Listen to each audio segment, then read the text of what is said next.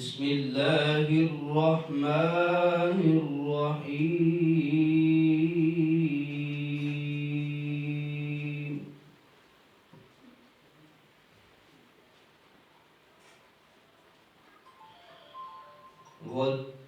والتين والزيتون وطور سينين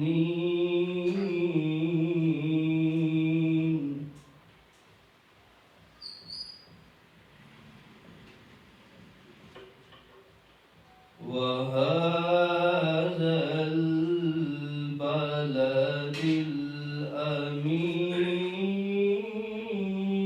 الأمين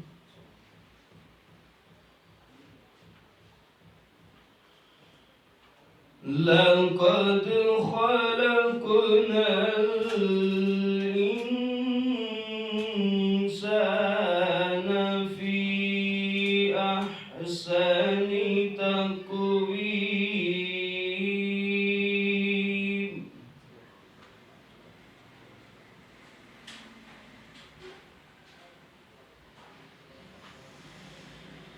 بسم الله الرحمن الرحيم والتين والزيتون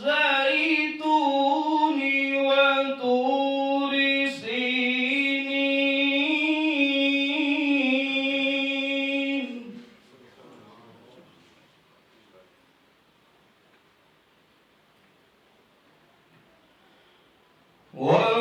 وهذا البلد الأمين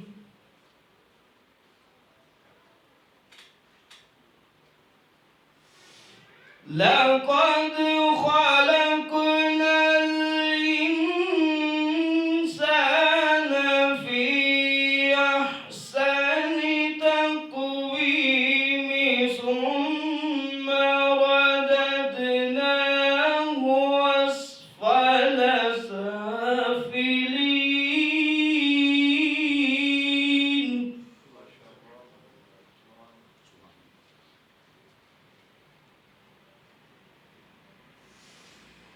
إلا الذين آمنوا وعملوا الصالحات فلهم أجر غير ممنون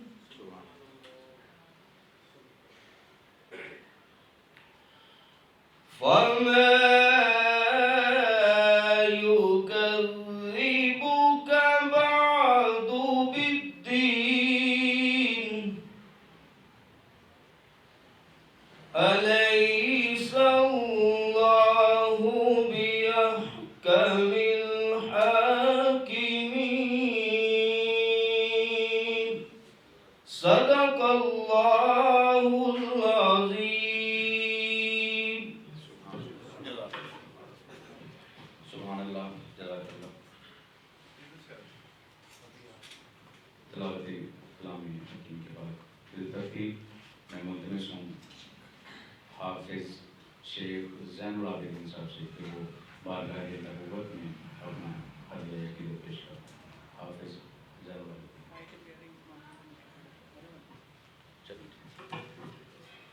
صلی اللہ علیہ یا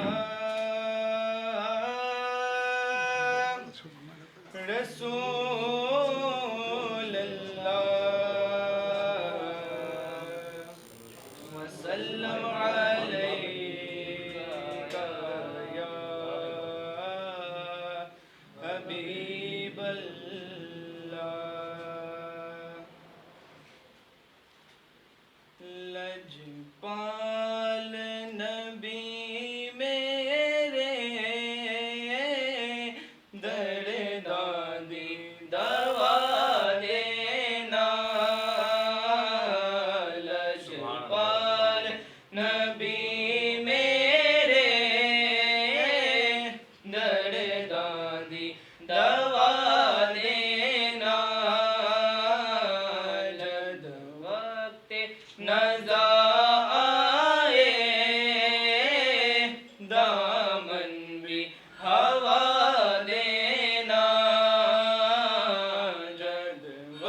وقت نزا آوے دامن بھی ہوا لینا میں نعت تیری پڑھنا میں ذکر تیرا کرنا میں نعت تیری پڑھنا میں ذکر تیرا کرنا اس ذکر دی برکت نال اس ذکر دی برکت نال میری قبر وسا دینا اس ذکر دی برکت نال میری قبر وسا دینا دل روندا اے جانے نے جدوں لوکی مدینے نوں دل روندا اے آقا دل روندا اے آقا دل روندا اے جانے نے جدوں لوکی مدینے نوں ہن سانو وی آقا دربار وکھا دینا ہن سانو وی آقا دربار وکھا دینا لجپال نبی میرے درداں دی دوا دینا سائم دی تمنا روے آگے مدینے وچ سائم دی تمنا روے آگے مدینے وچ پاویں طیبہ دے کتیاں دے پیراں وچ بٹھا دینا پاویں طیبہ دے کتیاں دے پیراں وچ بٹھا دینا لجپال نبی میرے درداں دی دوا دینا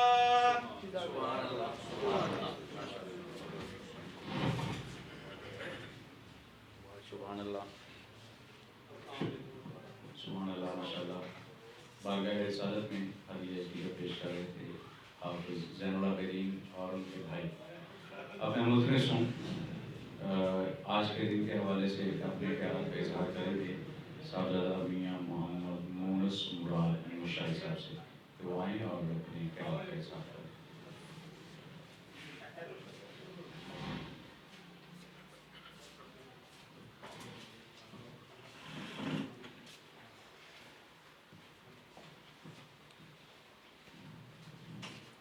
تمام تعریفیں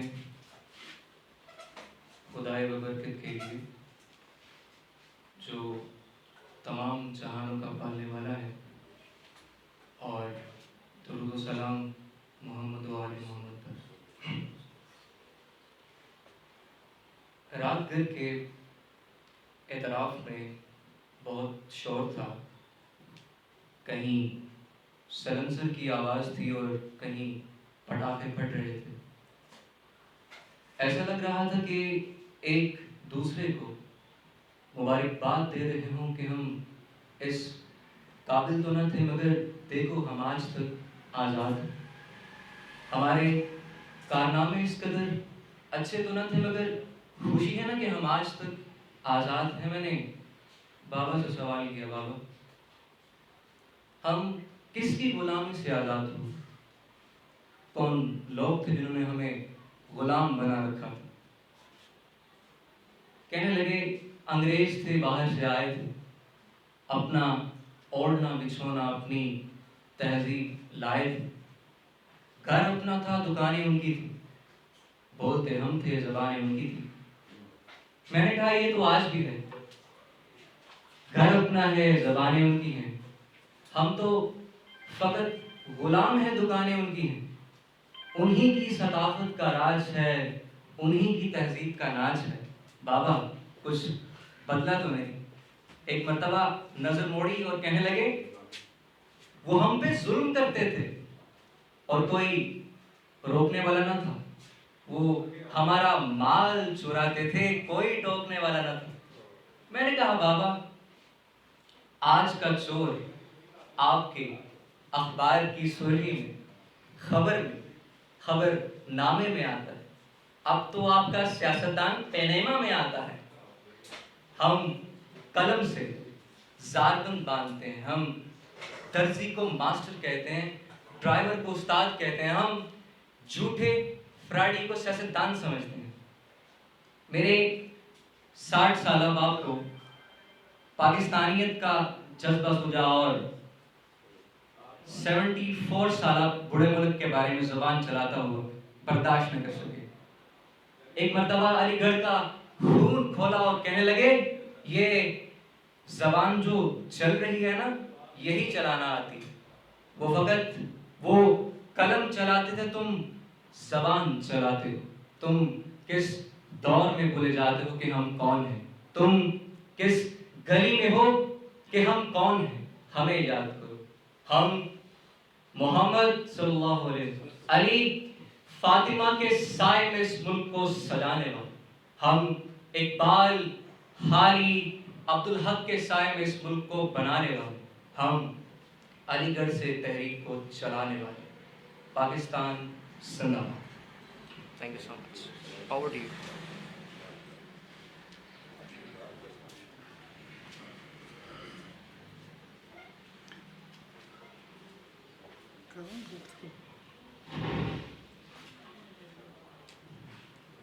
اب بالترتیب ہم صاحب کی تقریر سے پہلے میں ملتمس ہوں جناب نسیم شہزاد صاحب سے کہ وہ آئیں اور شرکپور کلب کے ابراز المقاصد اور مقصد پر روشنی ڈالیں.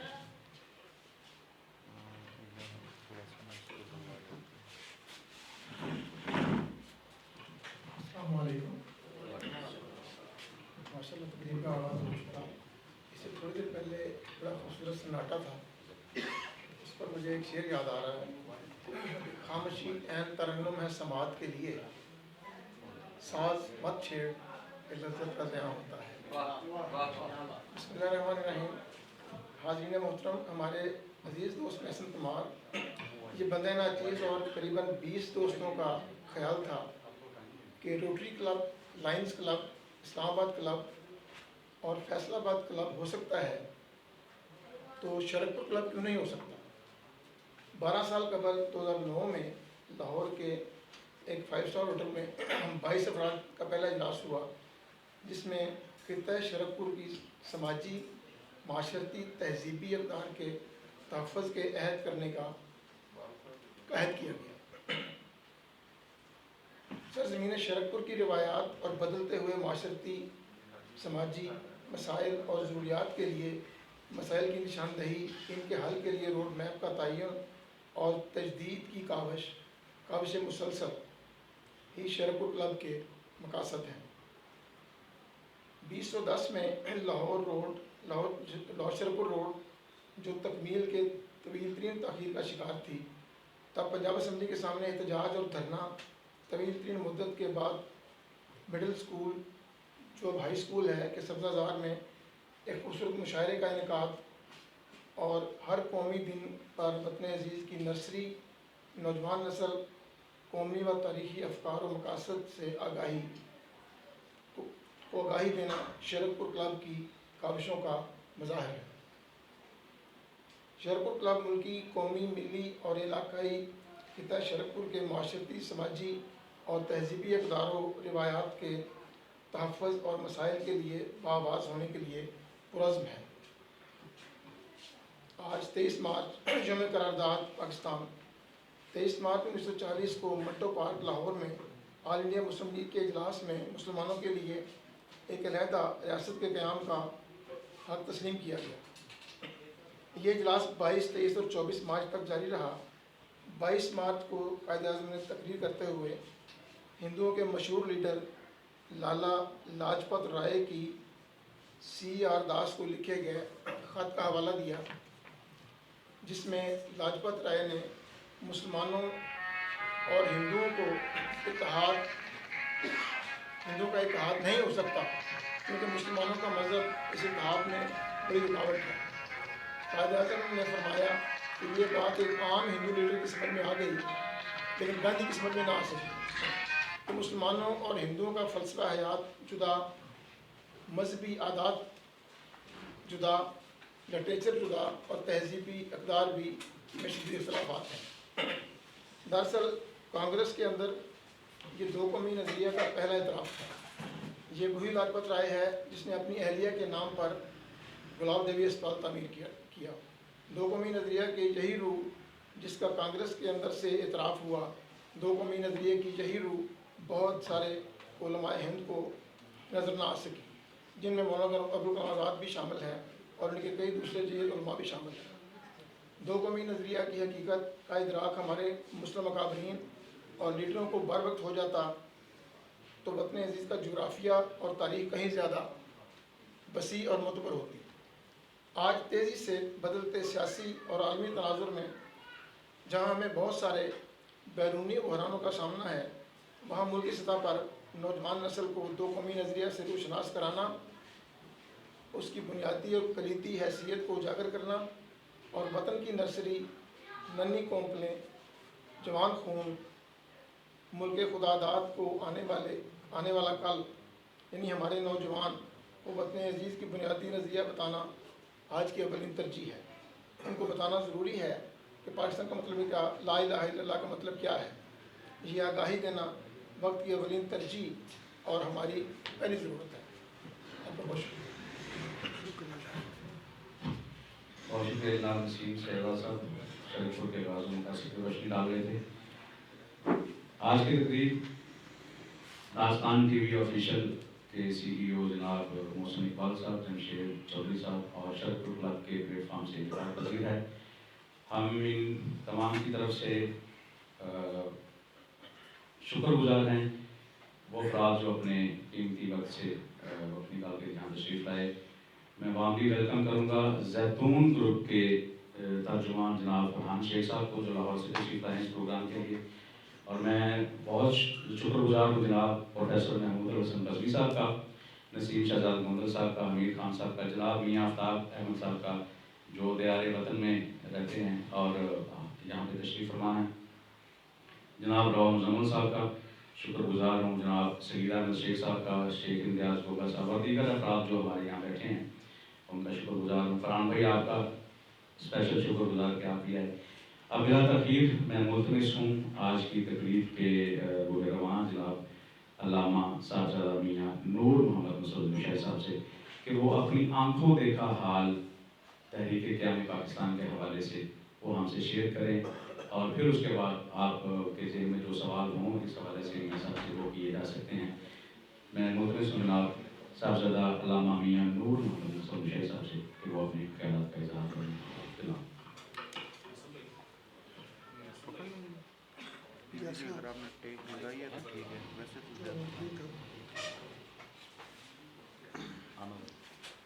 الحمدللہ رب العالمین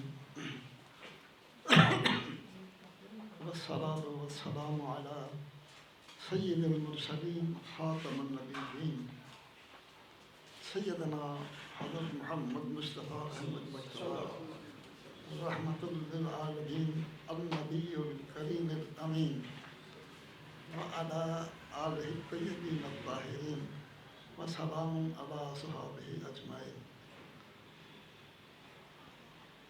23 مارچ 1940 کی صبح بر صغیر کے مسلمانوں کے لیے بیداری کا ایک خاص پیغام لے کر نمودار ہوئی۔ جبکہ یہاں انگریزوں کی تسلط میں دو مختلف قومیں غلامانہ زندگی گزار رہی تھیں، اور اس وقت مسلمان اور ہندو کانگریس کے پلیٹ فارم پر موجود تھے اور جد و جہد کی جا رہی تھی حصول آزادی کے لیے، حصول آزادی کے لیے وہ جد و جہد کی جا رہی تھی۔ قائد اعظم رحمۃ اللہ علیہ کو رب العالمین نے عجیب ذہانت، فراست اور حکمت سے نوازا ہوا تھا۔ مسلم لیگ کا جو تشکیل تھی 1906 میں ہوئی تھی، لیکن اس کے بعد جو قائد اعظم نے ہندوؤں اور انگریزوں کے باہمی اتحاد سے جو بھانپا وہ یہ تھا کہ وہ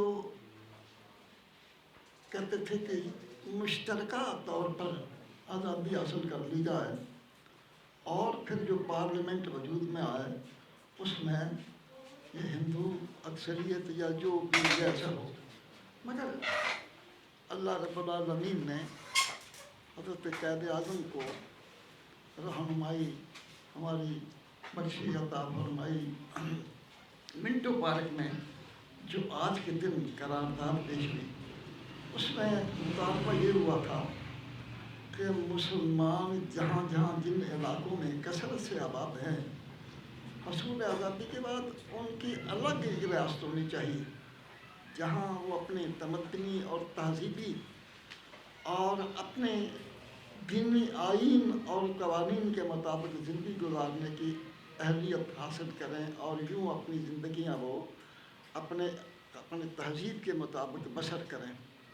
مگر ہندو مخالف تھے، انگریز بھی مخالف تھے، ظاہر ہے، مگر اللہ رب العالمین کی یہ خاص کریمی ہے کہ اس قرارداد کے منظور ہوتے ہی ملک کے طول و عرض کے اندر ایک عجیب بیداری کی لہر پیدا ہوئی۔ ہر طرف لوگوں کے اندر ایک ولولہ تازہ پیدا ہوا، اور پیغام اقبال گونجنے لگا کہ ایک ولولہ تازہ دیا میں نے دلوں کو، لاہور سے تا خاک بخارا و سمرقند۔ ہر جگہ بیداری کی لہر نے ایسا ایک جذبہ، ایسا سینٹیمنٹ دیا نوجوانوں کو، بچوں کو، خواتین کو، بوڑھوں کو۔ عجیب منظر دیکھنے میں آیا تھا۔ اس وقت میرا عنفوان شباب تھا، آغاز تھا میرا جوانی کا، لیکن میں نے دیکھا کہ ہمارے نوجوان جو ہیں وہ کس کتنی محبت کے ساتھ، کتنے خلوص کے ساتھ، اور کتنی جفاکشی اور جد و جہد کے ساتھ وہ پاکستان کے نام کو روشن کرتے تھے اور نعرہ لا الہ الا محمد رسول اللہ گاتے تھے، پاکستان کا مطلب بتاتے تھے۔ اور جا بجا سارا دن ساری رات میں دیکھتا تھا گلیوں میں چھوٹے چھوٹے بچے نعرے لگا رہے ہیں، سڑکوں پر جناب یہ نوجوان افراد ہیں سارے، پتہ نہیں ایک عجیب سا ایک منظر تھا، عجیب ماحول پیدا ہو چکا تھا اس وقت بیداری کا۔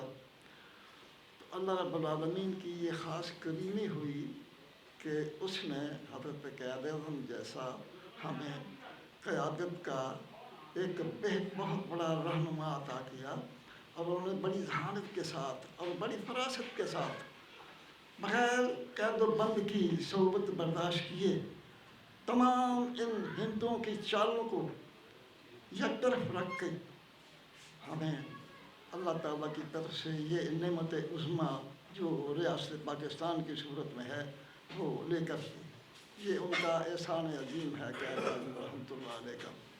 جہاں تک ہمارے شرق پر کا تعلق ہے، میں اتنا جانتا ہوں، میں یعنی سیاست کے میدان میں تو کبھی نہیں اترا، لیکن جو کچھ میں نے دیکھا وہ یہ تھا کہ اس وقت میرے ایسے بھی آدمی بچے جو تھے وہ سارے، ان میں بشیر حسین اعظم تھے، اور شیخ محمد رشید بجاج تھے، حبیب اللہ کھرونا تھے، پیر محمد پٹی صاحب تھے، اور یہ نوجوان کم از کم 15-20 رات کو پروگرام طے کرتے تھے، جلوس کس طرح نکالنا ہے، کس طرح جانا ہے، کس طرف جانا ہے.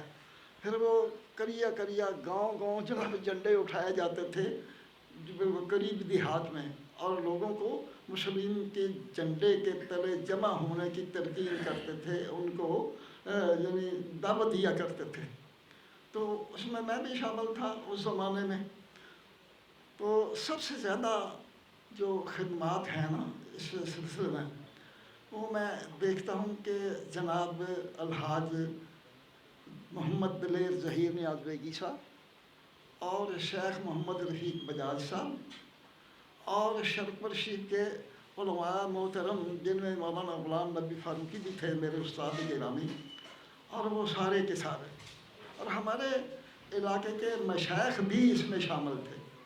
مجھے یاد ہے کہ سبزی منڈی میں ایک جلسہ منعقد ہوا تھا، تو جس کی صدارت جناب میاں غلام اللہ ثانی صاحب رحمۃ اللہ علیہ نے کی تھی، اور اس جلسے میں بھی قرارداد پاس ہوئی تھی.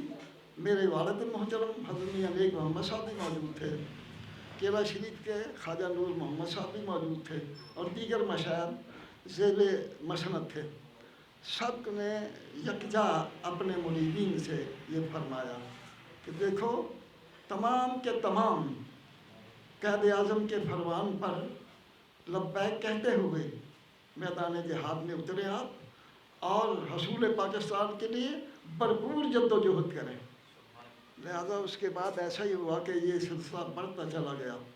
مجھے یہ بھی یاد ہے کہ شیخ محمد رفیق بجاج صاحب یہ ہمارے یہ آگے جائے نا ملکانہ گیٹ سے آگے اور چوک آرا چوک تک ایک بڑا کھلا میدان ہوتا تھا، کم از کم کوئی 4 ایکڑ میں، بلکہ اس سے بھی زیادہ تھا. آج وہاں عمارتیں کھڑی ہیں، لیکن وہاں جلسے ہوا کرتے تھے مسلم لیگ کے، اور عمائدین جو تھے نا مسلم لیگ کے وہ سارے صدارت نشتر یہاں آئے، راجہ غضنفر علی وہاں یہاں آئے، نواب افتخار حسین ممدوٹ یہاں آئے، اور میں نے ان کو دیکھا، سمجھے. تو یہاں جو وہ سارے ولولہ انگیز تقریریں کیا کرتے تھے، ابھارتے تھے قوم کو.